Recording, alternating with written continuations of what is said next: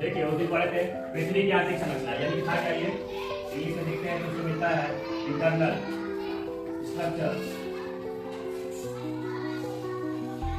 Of earth.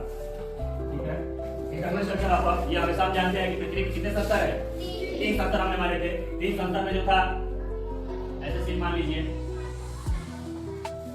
ठीक है, ये मान लीजिए कि ये ऊपरी स्तर है जिसमें हम रहते हैं।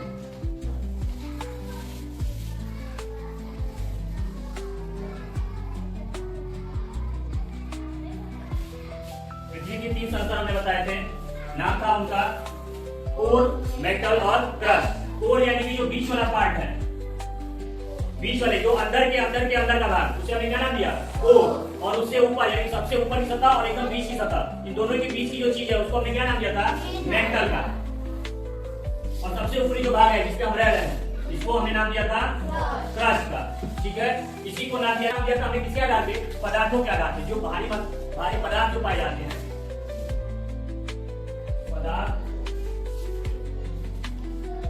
के आधार पर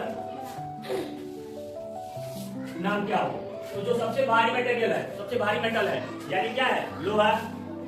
लोहा सबसे हैवी मेटल है, सबसे भारी पदार्थ, तो वो कहां पाया जाएगा, एकदम अंतरतम में, यानी कि लोहा यहाँ पे होगा, फेरस यहाँ पे होगा।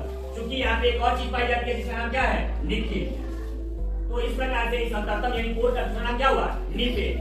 मेटल यानी बीच का हिस्सा, इसमें पाया जाने वाला है जो मटेरियल, जो पदार्थ है वो है सिलिकॉन और मैग्नीशियम।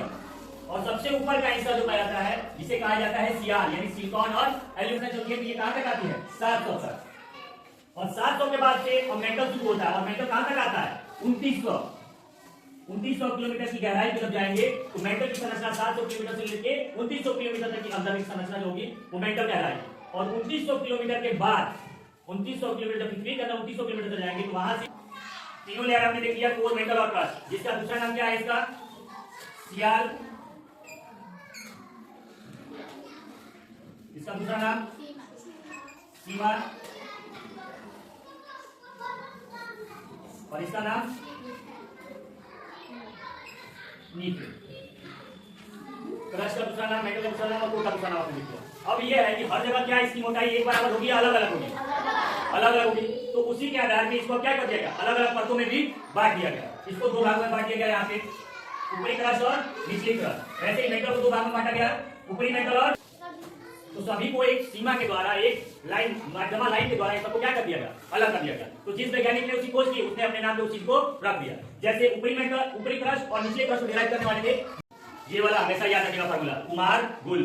क से कोलोराडो के समझदारे का, मा से मोह के समझदारे का, र से रैपिडी के समझदारे का, गु से गुटेनबर्ग के समझदारे का, और ल से लेमान। याद करने में आसान होगा इसलिए इसको ऐसे बना दिया गया, कुमार गुल। ठीक है, सबका सब सामने सामने से लिख दिया। पहले इस फार्मूले पे देखिए, पहले पू है तो पू से इनका नाम हो गया यहाँ पे ऊपरी क्रस्ट और निचले क्रस्ट को डिराइव करने वाले थे कोलोराडो। इन्होंने अपने नाम पे दिया कोलोराडो की असंबद्धता रेखा।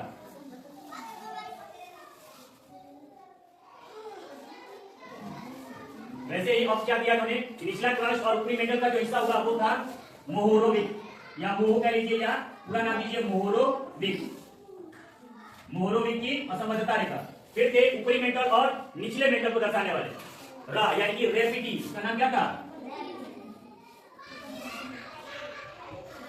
रेपिडी की असंबद्धता रेखा। फिर उसके बाद आया निचला मेटल और ऊपरी कोर का हिस्सा, तो निचली मेटल और ऊपरी कोर का जो हिस्सा गिरा है उसका नाम था गुटेनबर्ग।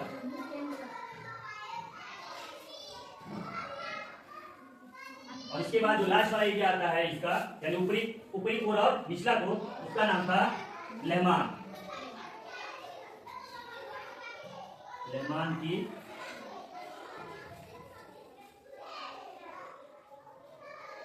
असंबद्धता रेखा।